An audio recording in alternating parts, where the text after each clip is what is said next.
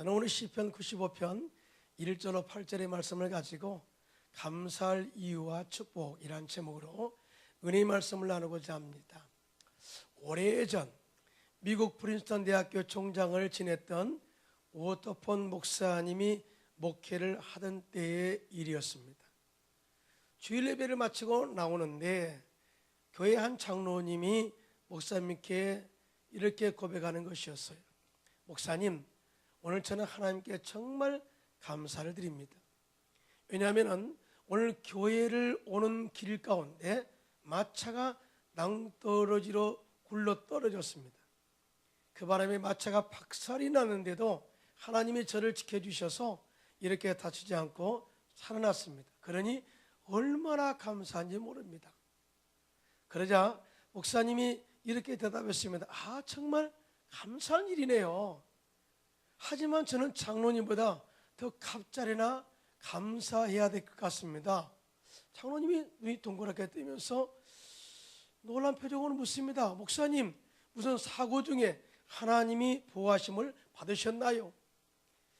목사님이 대답합니다. 아니요, 장로님, 저는 비탈길을 1년이면 수백 번씩 마차를 타고 다녔는데도 사고 한 번 나지 않고 그 길을 무사히 다녔으니 장로님보다 더 갑절이나 감사하죠 라고 대답했다고 합니다. 여러분, 이 예화를 들으면서 어떤 생각을 하시나요?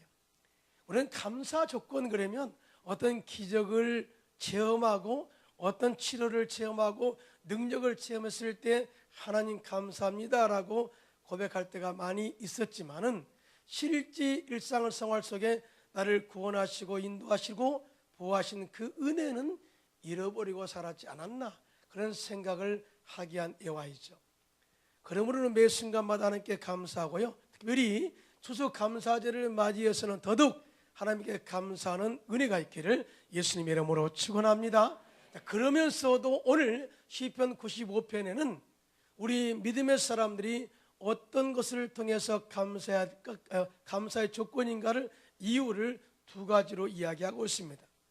첫째로 하나님께서 우리를 구원하신 은혜에 항상 감사해야 된다 말씀하고 있는데요, 여러분 믿으시면 아멘 하시기 바랍니다.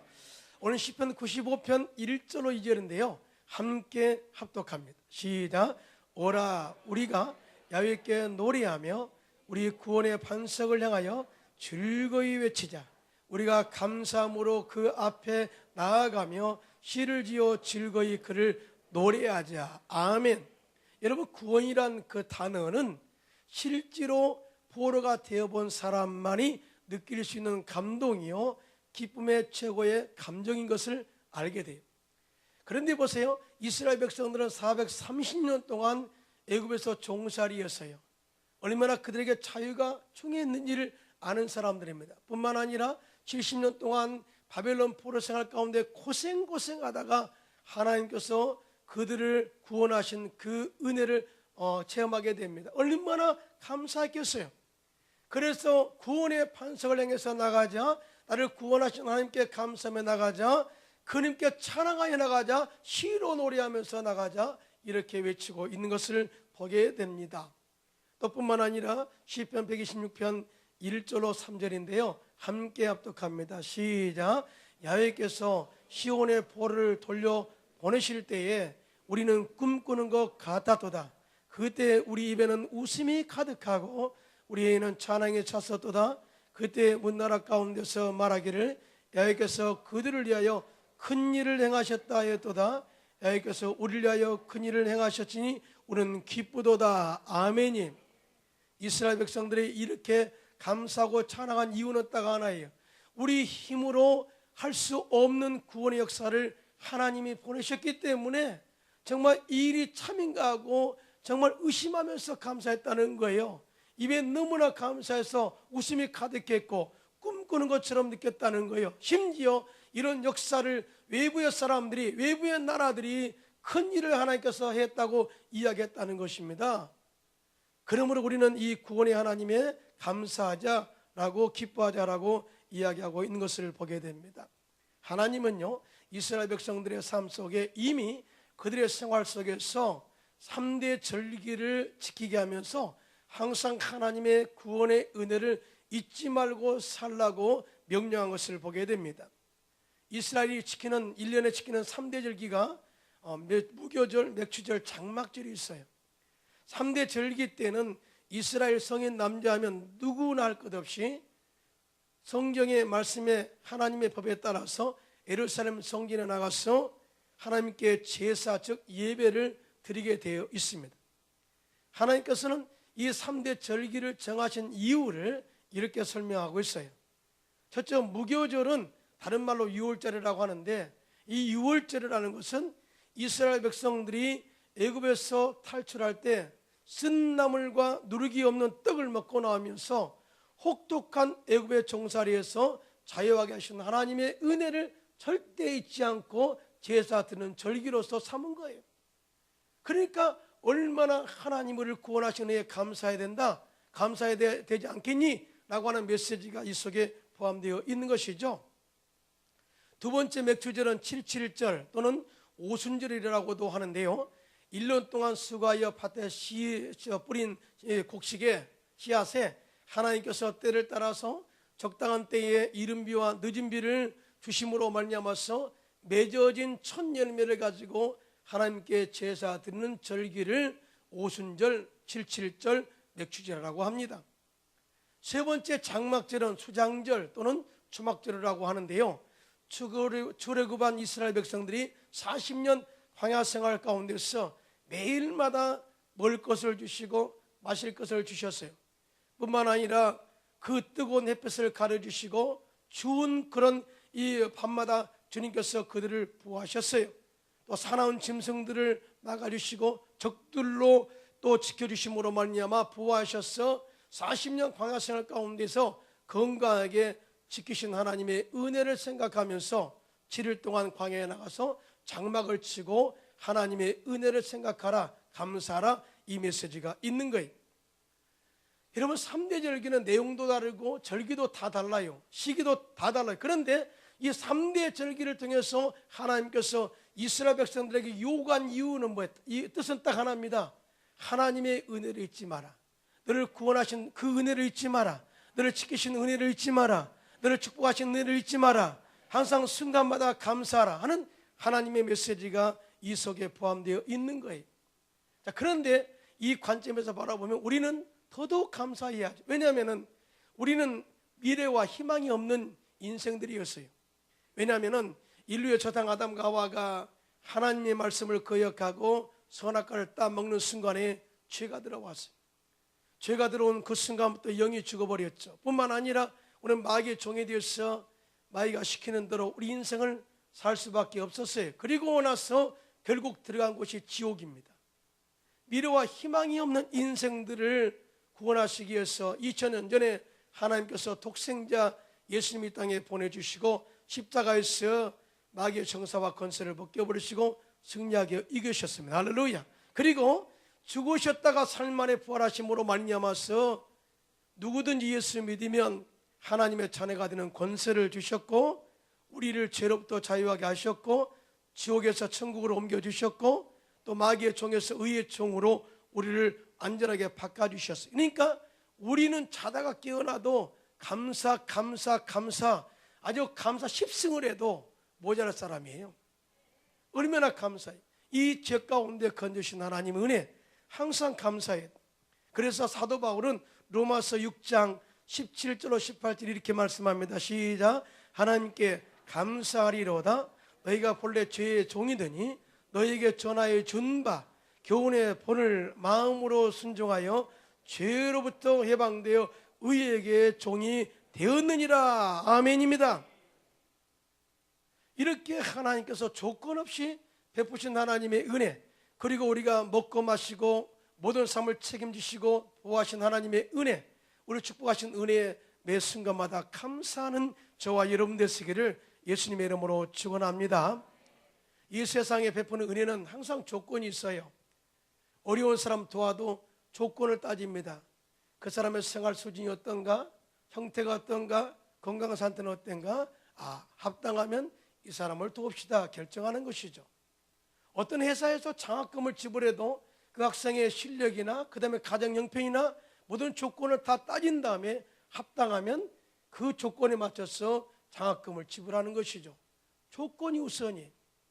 오늘같이 요즘 회사 직장 들어가기가 많이 어렵죠. 그런데 만약에 그 사람에게 재능이 있어서 특채로 들어간다 할지라도 요구 조건이 많습니다. 이력서는 있느냐, 그에 대한 학력은 있느냐, 자격증이 있느냐, 이런 고비 조건을 요구한 다음에 그것도 합당하면 조건에 맞으면 채용하는 거예요. 그런데 구원의 은혜는 자격증을 요구하지 않습니다. 믿으시면 아멘. 학력을 요구하지 않습니다. 세상의 명예나 지위를 요구하지 않습니다. 건강이나 재능을 요구하지 않아요. 오직 살아계신 하나님의 아들 예수를 믿으면 하나님의 자녀가 되는 권세를 주시고 우리를 구원하셔서 우리의 삶 속에 영혼의 잘된같이 범사가 잘되게 하시고 강건케 하시고 영원한 천국을 우리에게 주신 거예요. 자, 그래서 구원을 하나님의 선물이라고 말하는 것입니다. 왜? 우리는 받을 자격이 없음에도 불구하고 받았기 때문에 하나님의 선물이다, 이렇게 말씀만 해요. 선물이라는 것은 조건 없이 주는 하나님의 사랑의 표현인 것이죠. 이에 대해서 에베소 2장 8절로 9절에 이렇게 말합니다. 시작. 너희는 그 은혜에 의하여 믿음으로 말미암아 구원을 받았으니 이것은 너희에게서 난 것이 아니요 하나님의 선물이라. 행위에서 난 것이 아니니 이는 누구든지 자랑하지 못하게 함이라. 아멘. 우리를 구원하신 하나님, 우리를 죄로부터 구원하신 하나님, 조지로부터 구원하신 하나님, 마귀로부터 구원하신 하나님, 절망과 실망에서 구원하신 하나님, 세상의 유혹으로부터 구원하신 하나님, 지옥으로부터 자유하게 하신 하나님, 이 구원의 선물이신 하나님께 늘 감사하는 저와 여러분 되시기를 예수님의 이름으로 축원합니다. 오늘은 추수감사절이에요. 우리에게는 추석이 있다면 미국에는 추수감사절이 있죠. 그래서 원래 추수감사절은 우리에게서 탄생된 건 아닙니다. 미국에서 건너온 거예요. 그런데 이 추수감사절을 드리게 된 동기가 있더라고요. 항해술이 취하겠던 1620년 12월 오직 신앙의 자유를 찾아서 메이플라워호를 타고 극심한 기아와 병거에 시달리면서 신대륙 아메리카에 간 102명의 영국 청교도들에 의해서 이 추수감사절 예배가 유래되었어요. 그들은 낯설고 물설은 신대륙의 개척지에서 가진 풍토병과 각종 생활의 질거에 시달리면서 영국에서 출발한 인원 가운데서 약 절반수가 다 죽고 말았습니다. 그럼에도 불구하고 그들은 희망을 가지고 초대 농사를 지었습니다. 하나님의 도우심으로 풍성한 수확을 얻게 되었죠. 이 첫 번째로 얻은 수확을 하나님께 감사드리면서 드린 그 예배가 첫 번째 추수감사절 예배가 된 것이에요. 이들이 드린 추수감사절의 역사는 미국 건국의 초석이 되었을 뿐만 아니라 감사를 잘 표현하는 미국 시민들의 의식이 된 것을 보게 됩니다. 그럼 미국 사람들은 항상 Thank you God, Thanks 이런 표현들을 참 많이 하잖아요. 이것이 바로 청교도들의 신앙에서 비롯된 거예요. 이 추수감사절의 역사는 미국의 초대 대통령 워싱턴 때의 11월 26일을 미국의 감사절로 지내다가 16대 링컨 대통령 때는 미국의 국경일로 하여서 11월 넷째 주일 목요일을 국정 추수감사절로 지내게 되었는데요. 한국에 넘어와서는 매년 11월 셋째 주일을 추수감사주일로 드리게 되었습니다. 이 추수감사절의 또 의미가 뭡니까? 신앙의 자유를 얻도록 지켜주시고 보호하신 하나님의 은혜를 잊지 않는 그들의 표현이에요. 우리를 사랑하시고 항상 늘 보호하시고 지키는 하나님의 은혜를 감사하여 드린 예배가 추수감사다, 그 말이죠. 우리 역시 항상 주님의 은혜, 나를 구원하신 하나님의 은혜, 나를 지키시고 지금까지 나를 도우셔서 우리가 이렇게 살도록 하신 하나님의 은혜, 매 순간마다 감사로 제사를 드리는 저와 여러분 되시기를 예수님의 이름으로 축원합니다. 두 번째 감사 이유는 매일 예수님 안에서 이기게 하신 하나님의 은혜에 감사해야 된다라고 말씀하고 있는데, 여러분 믿으시면 아멘 하시기 바랍니다. 오늘 시편 본문 95편 3절로 7절 상반절이 다 같이 합독합니다. 시작. 야훼는 크신 하나님이시요 모든 신들보다 크신 왕이시기 때문이라. 땅의 깊은 곳이 그의 손안에 있으며 산들의 높은 곳도 그의 것이로다. 바다도 그의 것이라. 그가 만드셨고 육지도 그의 손이 지으셨도다. 오라 우리가 굽혀 경배하며 우리를 지으신 야훼 앞에 무릎을 꿇자. 그는 우리의 하나님이시요 우리는 그가 기르시는 백성이며 그의 손이 돌보시는 양이기 때문이라. 여러분 믿으시면 아멘 하시기 바랍니다. 여러분 이 말씀에 주는 의미가 무엇이에요? 하나님이 어떤 분인가를 깨닫게 해주시는 메시지입니다. 하나님이 우주를 창조하시는데 땅도 만드셨고 바다도 만드셨고 공중도 만드셨고 이 만드신 하나님 창조자가 우리 하나님이시다. 그분이 우리를 지키시고 그분이 우리를 보호하시고 그분이 우리를 기르시고 그분이 우리를 축복하셨기 때문에 그런 우리는 그의 양이기 때문에 그분이 함께 하신다면 어떤 위협에서도 건져줄 것이고 마귀의 참소도 이겨낼 것이고 환경적 어려움도 극복하며 살게 될 것이다 라고 하는 메시지가 이 속에 포함되어 있어요. 그러므로 우리는 하나님께서 함께 하시는 능력으로 이기게 하신 하나님께 감사하자라고 이야기하고 있는 거예요. 거기 아멘 합시다. 요즘처럼 세상의 미래가 참 보이지 않는 때가 없었을 것 같아요. 이 나라가 최신술의 국정논단으로 나라의 지도자가 흔들려서 험난한 길을 가고 있습니다. 국민들이 대통령을 신뢰했는데 신뢰가 깨져버렸어요. 그로 말미암아서 백성들이 국민들이 큰 상처를 얻고 거리에 나와서 대통령 하야를 외치고 있습니다. 지도자의 한순간의 잘못으로 말미암아서 나라의 미래가 보이지 않게 만들어버렸죠. 이럴 때 우리의 소망과 미래는 하나님이신 줄로 믿습니다. 환경은 어렵고 힘들어도 하나님이 다시 우리나라 이 민족을 회복하신다면 붙잡으신다면 이 어려운 위기에서 나오게 될 것이고 전화위복의 기회가 될 줄로 믿습니다. 하나님만이 우리나라의 소망이다 그 말이죠. 에레미야서 29장 11절입니다. 시작. 야훼의 말씀이니라. 너희를 향한 나의 생각을 내가 하나니 평안이요 재앙이 아니니라. 너에게 미래와 희망을 주는 것이니라. 아멘입니다. 세상 사람들은 안 된다고 말할 때 하나님께서는 아니야, 내게 능력 주시는 자 안에서 너희는 할 수 있어 라고 말합니다. 세상 사람들 희망이 없다, 절망이다, 미래가 없다고 말할 때 아니야, 하나님 우리에게 희망이 되고 미래가 되고 다시 주님과 함께 일어설 수 있다라고 우리에게 격려하고 있는데 그분과 함께 믿음으로 일어서는 대한민국을 만들어가는데 앞장서시기를 예수님의 이름으로 축원합니다. 고린도후서 2장 14절입니다. 시작. 항상 우리를 그리스도 안에서 이기게 하시고 우리로 말미암아 각처에서 그리스도를 아는 냄새를 나타내시는 하나님께 감사하노라 이렇게 고백하고 있어요. 이스라엘 백성도 바알과 아스다로스를 섬김으로 말미암아서 나라에 큰 위기를 당할 때가 있었어요. 우상을 섬김으로 말미암아서 하나님의 보호하심의 손길에 떠나버렸어요. 그래서 블레셋과의 전쟁에서 법궤를 빼앗기기도 했습니다. 하지만 하나님께서 법궤를 다시 돌려주시고 그런 가운데서 백성들의 마음은 희망이 없습니다. 우리는 끝났다, 미래에 희망이 없다, 절망이다 이렇게 고백하고 있을 때 사무엘 선지자가 일어납니다. 그렇지 않습니다. 하나님이 함께 하시면 반드시 우리나라는 일어섭니다. 여러분 미스바로 모이십시오라고 기도 생애를 엽니다. 그리고 그들이 함께 온종일 금식하면서 하나님께 기도드리기 시작했습니다. 사무엘상 7장 6절입니다. 시작. 그들이 미스바에 모여 무리기로 야훼 앞에 붓고 그날 종일 금식하고 거기에서 이르되 우리가 야훼께 범죄하였나이다 아니라 사무엘이 미스바에서 이스라엘 자손을 다스리니라. 아멘. 그들이 회개하고 주님께 나와서 기도하고 경배하고 또 주의 은혜를 사모하고 또 주님께서 우리를 지켜달라고 간절히 기도하기 시작했습니다.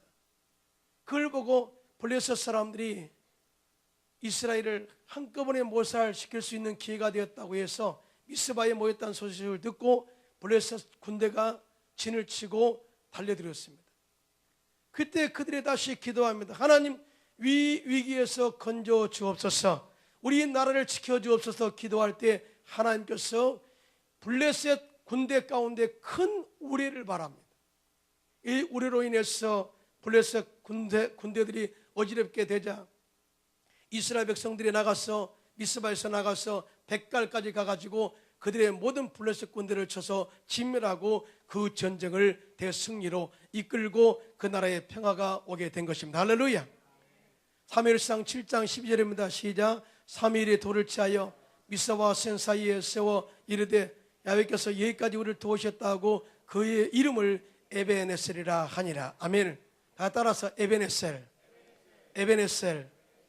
나를 도우신 하나님, 지금까지 도우신 하나님을 에베네셀 하나님이라고 말해요. 이스라엘 백성들은 그들의 삶 가운데서 많은 어려움 당할 때 하나님이 안 보이니까 없다고 이야기했지만은 하나님은 여전히 그들과 함께 하셨고 그들을 보호하셨고 그들을 사랑하셨고 지켜주셔서 그 나라가 온전하게 서도록 하신 그 은혜를 고백하게 한 것입니다. 할렐루야. 이러한 고백이 저와 여러분에게도 넘쳐나기를 예수님의 이름으로 축원합니다. 그 하나님이 지금은 우리와 임마누엘 하시, 임마누엘, 지금 나와 함께 하신 하나님, 그리고 미래에도 우리와 함께 하십니다. 그래서 야훼의 이레가 된다고 말씀하고 있어요. 예비하신 하나님, 반드시 이 나라의 좋은 곳으로 예비할 줄로 믿습니다. 예비할 줄로 믿습니다.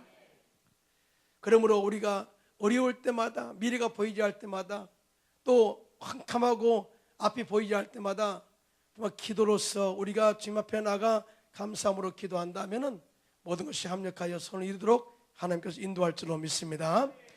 하버드 대학교 법과대학 교수이며 유명한 변호사인 알란 더쇼비치 박사가 하나님의 능력을 체험한 일이 있어요.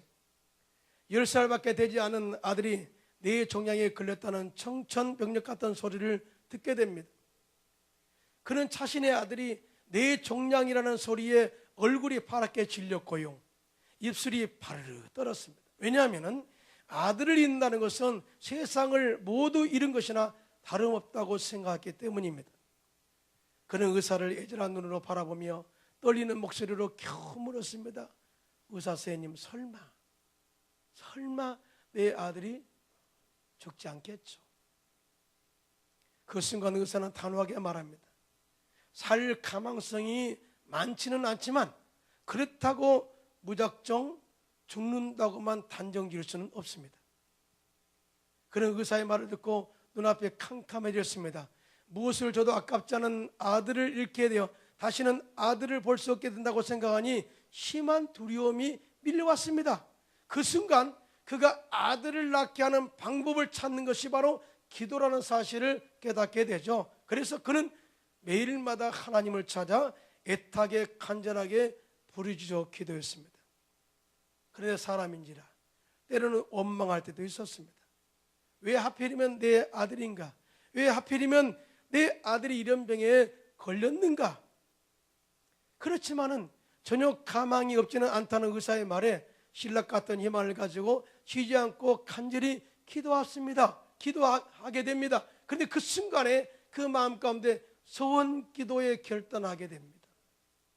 하나님, 내 아들을 만나 고쳐주신다면은, 내 아들을 낳게 해주신다면은 가난한 사람을 위해서 무료로 변호해 주겠습니다. 그는 실제로 그 과정 가운데 사형이 예정되었던 두 생명을 구하는데 변호로 도움을 주게 되었어요. 그러면서 자기 스스로도 자신이 변화되는 모습을 발견하게 됩니다. 자신만을 위해 살던 삶에서 모든 삶이 평등하고 행복해야 한다는 것을 깨닫게 된 것이죠. 이렇게 소원 기도에 또 행함으로 그의 모습을 보이고 또 간절하게 하나님의 은혜를 사모하고 그렇게 기도하는 가운데 하나님의 은혜가 임하여서 그 아들의 병을 고쳐주셨습니다. 할렐루야. 그는 두려움과 병과 맞서 싸워 이긴 그는 하나님께 감사 기도를 이렇게 드렸어요. 아들의 병은 오히려 저를 인간적으로 인격적으로 성숙하게 하였고 나의 삶을 완전히 바꾸어 놓았습니다. 정말로 하나님은 살아계십니다. 하나님 늘 감사합니다. 할렐루야. 이러한 진솔한 고백의 감사가 저와 여러분에게도 넘쳐나기를 예수님의 이름으로 축원합니다. 사실은 감사의 삶은 하나님의 명령이, 감사하는 사람은 신앙의 성숙이 있는 사람입니다. 감사하는 사람은 감사의 열매를 먹는 사람입니다. 그래서 사도 바울은 옥중서신을 쓸 때마다 빌립보 교인 가운데도 주 안에서 감사하라고 말씀하고 있고, 다시 말하니 감사하라 이렇게 말하고 있어요. 그리고 골로새 교회에는 마음의 감사함으로 하나님을 찬양하라고 말씀하고 있고, 무엇이든지 말이나 일이나 다 주 예수의 이름으로 하고 그를 힘입어 하나님 아버지께 감사하라고 고백하고 있습니다. 또 골로새서 4장 2절에 시작, 기도를 계속하고 기도에 감사함으로 깨어 있으라. 아멘이. 또 골로새서 3장 15절입니다. 시작, 그리스도의 평강이 너희 마음을 주장하게 하라. 너희는 평강을 위하여 한 몸으로 부르심을 받았나니 너희는 또한 감사하는 자가 되라. 아멘. 하나님은 계속해서 우리에게 감사하라, 감사하라. 어떤 상황에서 감사하라. 감사하면 감사의 조건을 갖도록 주님께서 바꿔주겠다고 말씀을 하고 있는 거예요. 그래서 사도 바울은 감옥에서도 감사함으로 말미암아서 하나님이 은혜 주시고 능력 주셔서 감옥에서 나오기도 하시고, 더 오히려 힘있게 복음을 전하여서 로마까지 복음이 전파되어 노마를 변화시키는 주역이 된 것을 보게 됩니다. 여러분, 감사는 환경을 이겨하는 능력이 됩니다. 할렐루야. 여러분 잘 알고 계시는 사랑의 원자탄 주인공이신 손양원 목사님, 이분에게는 두 아들이 있었는데 이 아들의 친구가 공산당이었는데 그 친구에 의해서 두 아들을 잃게 됩니다. 한마디로 순교를 당한 거죠. 동인동신, 두 아들의 이름입니다. 이 동인동신을 잃고 얼마나 마음이 아팠겠어요. 그런데 장례식 때에 목사님이 이렇게 하나님께 감사 기도를 드렸어요. 순교자의 피는 교회의 밑거름이라 했는데, 나 같은 죄인의 혈통에서 순교의 피를 흘려 한국교회의 밑거름을 삼아주신 하나님의 은혜에 감사합니다. 그리고 두 아들이 미국에 유학하기 위해서 준비 중에 있었는데 미국보다 더 좋은 하나님 나라 천국에 유학 보내주셨으니 하나님 은혜에 감사합니다.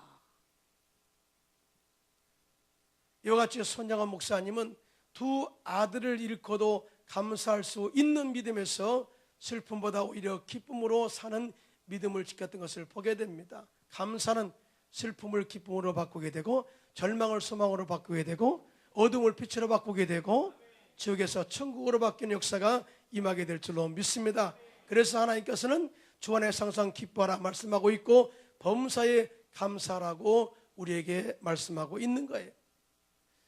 감사하는 신앙은 은혜를 잊지 않는 복된 마음입니다. 감사하는 신앙은 받은 것을 생각하고 세워보는 마음입니다. 그러기에 항상 기뻐하고 즐거워하는 마음을 갖게 되는 것이죠. 이런 사람이 행복한 거예요. 있는 것도 감사하지 못하고 불평한다면 그 사람은 있어도 불행한 사람이죠. 하지만 힘들어도 감사하다면 오히려 하나님께서 그 감사를 통해서 환경을 바꾸신 은혜를, 기적을 체험하게 될 줄로 믿습니다.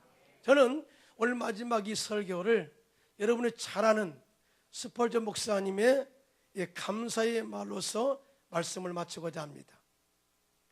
촛불을 보고 감사하면 전등불을 주시고, 전등불을 보고 감사하면 달빛을 주시고, 달빛을 보고 감사하면 햇볕을 주시고, 햇빛을 보고 감사하면 천국을 주신다.